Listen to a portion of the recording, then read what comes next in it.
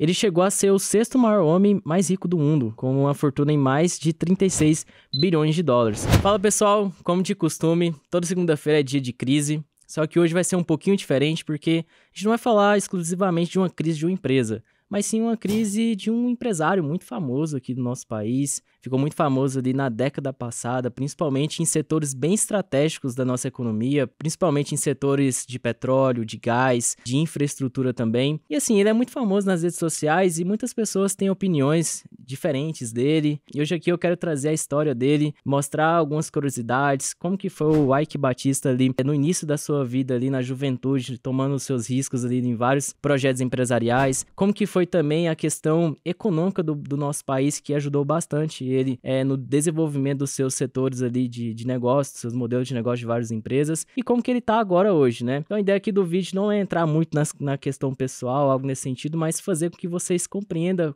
o que contribuiu negativamente ou positivamente também nas suas tomadas de decisões. Então começando aqui na juventude dele, ele nasceu ali em Governador Valadares, em Minas Gerais, em 1956, e ele é filho de Eliezer Batista. Qual que é a ideia aqui que eu quero trazer para você? O Eliezer Batista, ele foi o presidente da Vale e também ministro de Minas e Energia. Então aqui já dá para você perceber o seguinte: o Eike Batista ele já estava próximo também com vários empresários, conviveu ali também com diplomatas e políticos, ou seja, ele já tinha uma certa familiaridade com esse setor de atuação, e ele também estava bem próximo de pessoas estratégicas. Então aqui ele conseguiu alguns insights em relação às suas decisões futuras também. Outra coisa que eu queria trazer para vocês é que ele estudou engenharia metalúrgica na Alemanha. Então ele começou a estudar, não concluiu, mas logo ele voltou para o Brasil. Então assim, ele já pegou alguns insights também na Alemanha, porque a gente sabe que a Alemanha é muito forte também nessa parte de engenharia.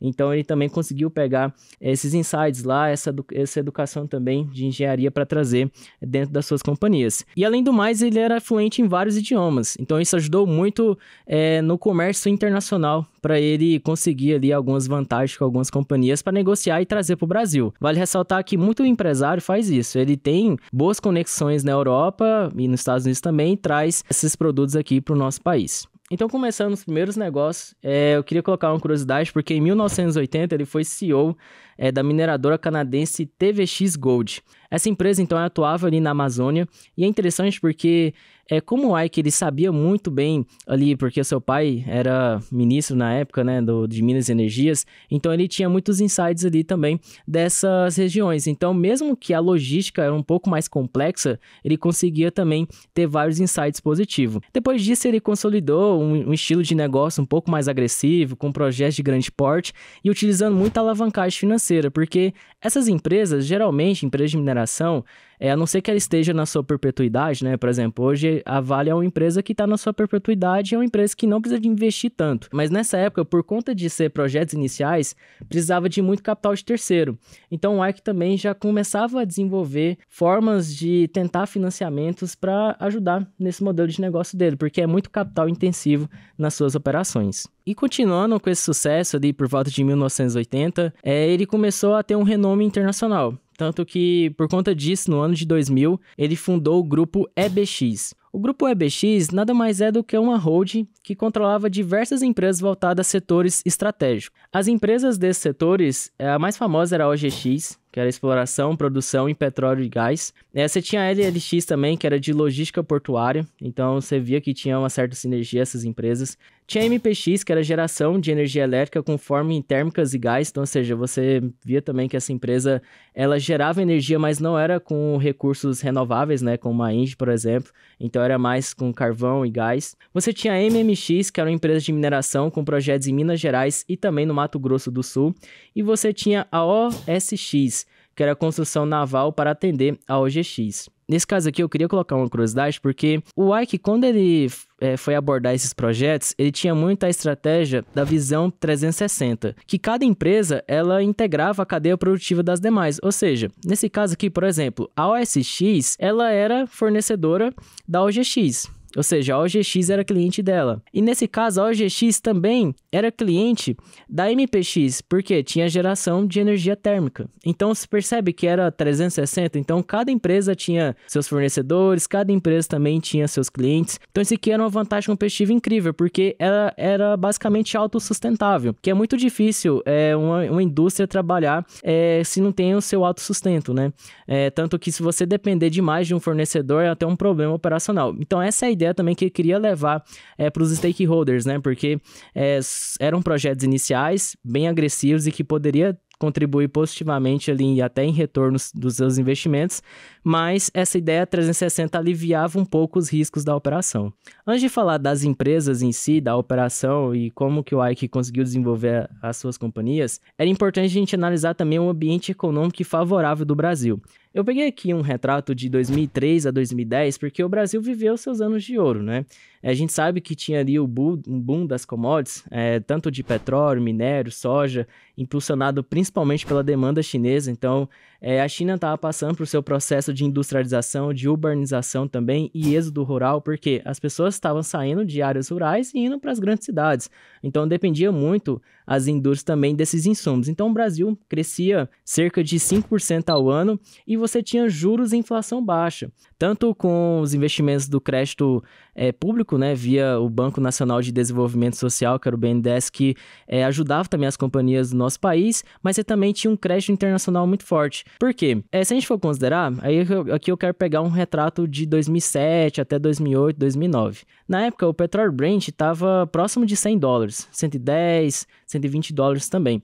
Então, isso aqui ajudava o seguinte: como o petróleo Brent estava acima da média, os investidores estavam buscando empresas desses setores como de petróleo. Então, você também tinha a época de ouro também da Petrobras, você tinha ali o surgimento do pré-sal também, tem até uma foto bem icônica também do Lula com a mão suja assim de petróleo, o editor também pode colocar aqui ao lado. Então, ou seja, você percebia que o Brasil estava se desenvolvendo bastante. E outra coisa que também contribuiu positivamente no nosso país é que a gente teve o subprime, né, de 2008. O que seria o subprime? Seria aqueles problemas dos créditos habitacionais ali dos Estados Unidos, né, que são créditos sem qualidade, principalmente ali para a questão de hipoteca.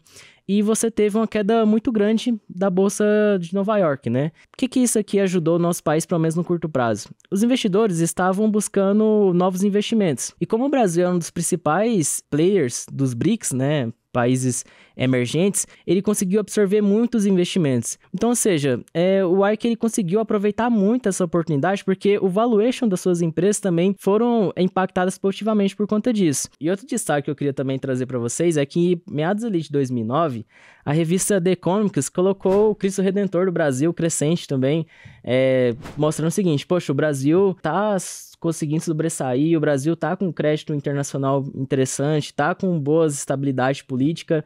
Então, isso aqui também ajudou bastante a ideia do seguinte: o Brasil é uma das estrelas do BRICS. Outra coisa também é em questão do otimismo, né?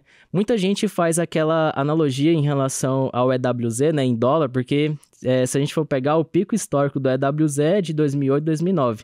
Mas também tinha muito otimismo em setores de infraestrutura, né? Tinha muitas outras empresas que estavam conseguindo desenvolver. Por exemplo, você tem a Petrobras, você tinha a Braskem também, que é outra empresa de petroquímica que estava conseguindo avançar ao longo do tempo. O boom das construção civil também, meados de 2010. Ou seja, você tinha um Brasil totalmente diferente que a gente tem hoje. Então, ou seja, estava muito favorável para desenvolver setores dentro do nosso país. Agora, entrando aqui na parte dos IPOs das empresas do Ike, eu queria colocar aqui um destaque para a OGX, porque como eu tinha falado anteriormente, a OGX era a empresa mais famosa do grupo, e em 2008 ela fez um dos maiores IPOs da história da B3, levantando mais de 6,7 bilhões de reais com base em reservas estimadas e não comprovadas. Isso aqui eu até colocar uma observação, porque era uma projeção, era projetos iniciais. Então, ou seja, o Ike utilizou bastante desses recursos para iniciar pesquisas, para ver se esses poços de petróleo eram eficientes ou não. Então, aqui seria uma observação que eu queria também trazer para vocês. E tinha outras empresas também que estavam em capital aberto, como a MPX, a LLX, a MMX e a OSX também.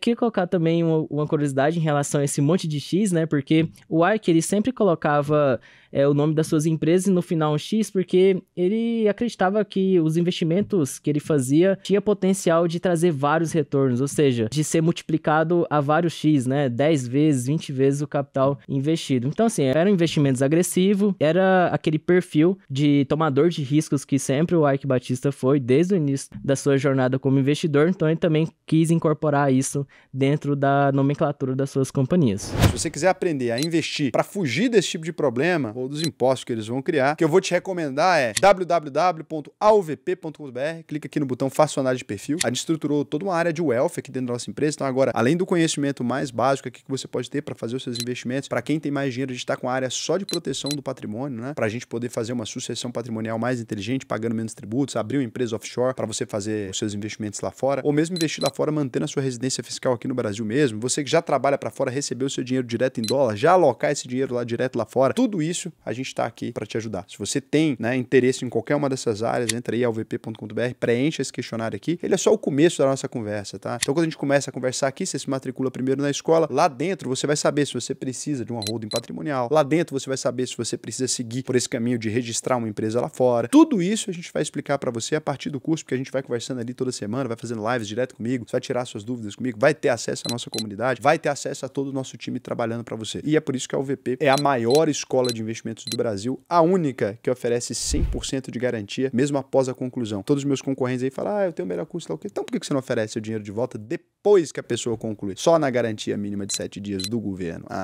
Porque aí fica difícil. É por isso que a UVP pode dizer que é a melhor. Por quê? Porque se a gente não fosse a melhor, os nossos concorrentes conseguiriam oferecer a mesma coisa. E além de tudo, nos rankings que a gente disputa, vocês sabem bem, né? Consultoria número 1 também do maior banco de investimentos da América Latina. Foi mal, desculpa, mas dá pra chorar. O choro é livre. A caixa de comentário tá aqui. Se quiser reclamar, pode chorar aqui. Por volta do ano de 2010, 11, 2012, foram anos, assim, de ouro também pro Eike Batista, porque ele chegou a ser o 6º maior homem mais rico do mundo, com uma fortuna em mais de 36 bilhões de dólares. Eu queria até colocar um parênteses em relação a isso, porque eu vejo muitas pessoas olhando o patrimônio dos bilionários e falando assim, poxa, ele tem muito dinheiro em relação a isso. Só que qual que é a ideia que eu quero trazer também no vídeo para vocês? Quando a gente fala de patrimônio, a gente está falando do quanto você tem em relação ao percentual que você tem nas empresas. Então, nessa época, como os valuation das empresas do Eike eram muito bem avaliados, isso também tinha um impacto positivo no seu patrimônio ali, no caso do seu equity, né? Então, assim, não simplesmente ele tinha 36 bilhões de dólares mesmo, mas sim em participações.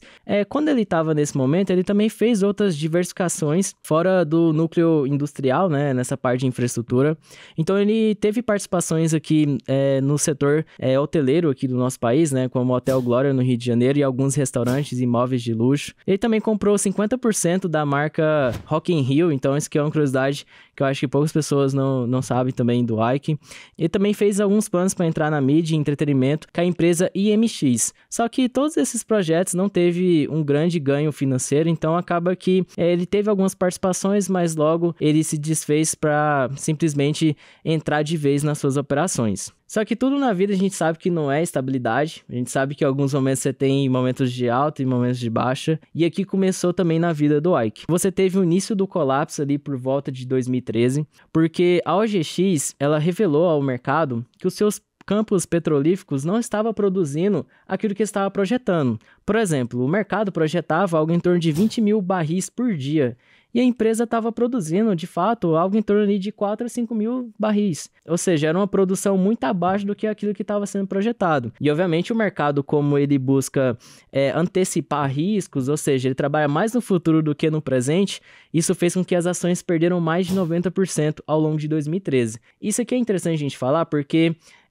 não foi apenas em relação à produção real que fez com que as ações caíssem. Isso aqui também tem a ver com o problema sistêmico, porque as empresas do Eike eram muito dependentes delas mesmas. Então, quando a OGX, que era a maior do grupo, não estava tendo resultado suficiente, isso estava impactando todas as empresas também. Então, estava impactando as empresas de mineração, estava impactando as empresas que voltavam ali para os portos também, estava impactando as empresas de geração de energia. Então, basicamente todas as empresas dele também teve esse mesmo reflexo. Então percebe que o patrimônio dele, que era de 36 bilhões, já começou a ser evaporado. Por quê? Porque ele tinha participações e o valor de mercado das empresas estava caindo, então isso também teve um reflexo negativo. Outra coisa também que a gente pode lembrar é que em 2013 a gente começou a já passar por um momento de estabilidade econômica e política aqui no nosso país, porque a gente sabe que teve manifestações, teve problemas também na época, até questões de que envolve impeachment, essas coisas, então isso também trouxe muita volatilidade para o Ibovespa, então isso de alguma forma impactou também as empresas do Ike. E vale ressaltar também que, se a gente for considerar, o principal produto da OGX era petróleo, e o petróleo Brent dessa época já estava caindo, não estava naquele mesmo nível de preço que estava ali por volta de 2008, 2009, quando estava ultrapassando $100. Então isso também jogou também os preços para baixo, porque obviamente como o preço do Brent e o preço do petróleo é dado pelo mercado, se ele cai, isso também tem um impacto negativo nas ações. Então não foi só a parte operacional, mas também a parte macro e também essa questão que envolve o mercado internacional. Depois de toda essa conjuntura que aconteceu nas empresas do Ike, ele ter perdido praticamente toda a sua fortuna, a gente sabe que saiu várias notícias também na época de possíveis problemas com a justiça também, com o antigo governador também do Rio de Janeiro, também as questões financeiras. Então isso, como eu tinha falado no início do vídeo, essa é uma questão que eu não vou entrar muito nessa parte pessoal, mas isso também impactou muito a questão de governança das suas empresas, porque ele foi afastado do conselho de administração, teve ativos também bloqueados, alguns tiveram que ser vendidos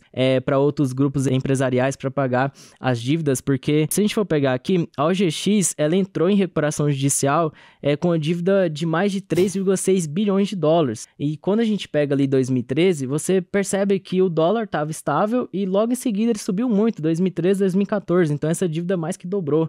Então isso também prejudicou bastante as organizações ali de planejamento do Ike até para arcar com esse endividamento das suas companhias. E finalizando, eu queria trazer também essa parte da situação das empresas do Ike. Hoje, tanto teve umas que tiveram aquisições, outra teve troca de controle. A OGX, no caso, ela se tornou a Doma Energia, depois a Doma Energia foi adquirida por outras companhias do setor de petróleo. Ela prometia ser a maior petroleira privada do nosso país, mas ela nunca conseguiu chegar a esses números, tanto que hoje a maior empresa privada desse setor é a Prio, que é outra empresa também que compra postos de petróleo que são um pouquinho ineficientes, melhora também esses postos de petróleo e exporta a commodity, né? Então é uma empresa que conseguiu ter êxito nesse processo operacional. Você também tem a parte aqui da MMX, que projetava rivalizar ali com a Vale, só que ela também nunca conseguiu atingir essas projeções, essas escalas, então acaba que hoje as operações dela tá praticamente paralisada. E você também tem a parte aqui da LLX, que atualmente ela o nome dela é a Prumo Logística. É um projeto mais tangível, assim, do ponto de vista do Ike, porque até hoje ele consegue ter alguns ganhos via royalties também desse super porto do Açu. Só que ela foi vendida ali em 2013 por um private equity da época, que era a Age Global em 2013, e hoje opera de forma independente. Só que em algumas informações traz que o Ike também tem um pequeno percentual de receita também vindo desses ativos, então é o projeto mais tangível que ele tem, ou seja, não é o que mais bem sucedido, que eu vou trazer também um outro exemplo, mas aquele é o único que realmente saiu do papel e consegue trazer resultados até para quem acreditou nesse projeto ali, que foi a IG Global em 2013 que adquiriu esses ativos. Outra empresa também que foi um projeto mais tangível, só que hoje não pertence mais ao Ike, pertence a outros grupos empresariais, que é a Eneva, que é uma das maiores geradoras privadas do nosso país, que é aquela geração termoelétrica, né? Ela é diferente ali de uma Engie, ela é diferente daquelas empresas que trabalham mais com geração hídrica, eólica também. Essa aqui é mais por carvão e gás, então também foi um projeto que na mão de outros grupos empresariais teve êxito. E outra empresa foi a OSX, que era o estaleiro dependente da OGX, porque se não deu certo a OGX, o estaleiro também ia para o mesmo caminho, então colapsou junto com a petroleira e as ações na época viraram até penny stocks, que são ações que têm um valor nominal muito baixo, né? Até abaixo de R$1 ou até R$1, então são empresas que evaporaram junto com a OGX. E você também teve outros ativos, né, que foram simplesmente liquidados, então, por exemplo, o Hotel Glória teve que ser tirado também, o Ike Ike não acreditou tanto nesse projeto, a parte do Rock in Rio também foi vendido. Então, assim, do ponto de vista empresarial, a única empresa que o Ike ainda conseguiu ter algum tipo de êxito foi aquela LLX, que hoje é a Prumo Logística, mas hoje pertence também a maior parte a um grupo privado, que é a IG Global, desde 2013. Então, finalizando mais um vídeo, eu espero que vocês tenham gostado. Aqui é uma visão mais da parte empresarial e a tomada de decisão que o Ike fez ao longo do tempo. Teve muitos projetos que ajudou bastante nessa parte de infraestrutura do nosso país, só que ele foi coordenado por outros grupos empresariais, né? Não foi apenas a parte do Eike Batista. Então deixa o seu like também, o seu comentário e outras sugestões também de tema, e a gente se vê na semana que vem. Até mais. Falou!